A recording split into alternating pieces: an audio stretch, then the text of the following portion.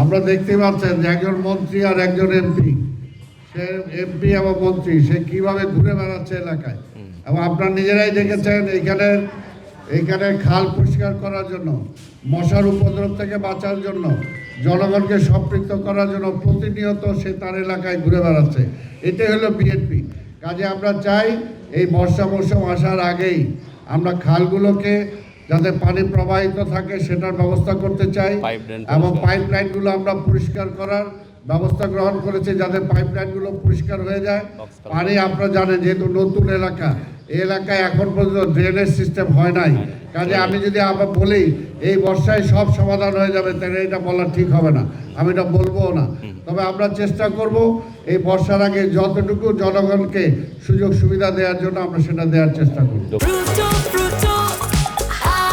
প্রাণ ফ্রুটো, সময় অসময় ফ্রুটোময়। এটা আমরাও চাই, আমার কর্মকর্তারা এখানে আছে, এটা কি ধারাবাহিকতা থাকবে? এটা ধারাবাহিকতা থাকবে, এটাই আমরা আশা করি। আর স্বাভাবিকভাবে আজকে এটা তো বললামই যে এটা নতুন এলাকা, আপনারা দেখতে পাচ্ছেন এখন পর্যন্ত রাস্তাঘাট ঠিক মতো হয় নাই, ড্রেনেজ হয় নাই, কাজে কিছুটা সময় লাগবে। তবে তার মধ্যে দিয়েও যতটুকু ম্যাক্সিমাম পরিষ্কার পরিচ্ছন্ন রাখা যায় আমরা চেষ্টা করব। তবে আমি সবসময় যে কথাটা বলি, 50-50 দায়িত্ব, জনগণের দায়িত্ব 50% এবং সিটি কর্পোরেশনের দায়িত্ব 50%। কাজে দুইজনে মিলে যদি আমরা করি তাহলে 100% হবে।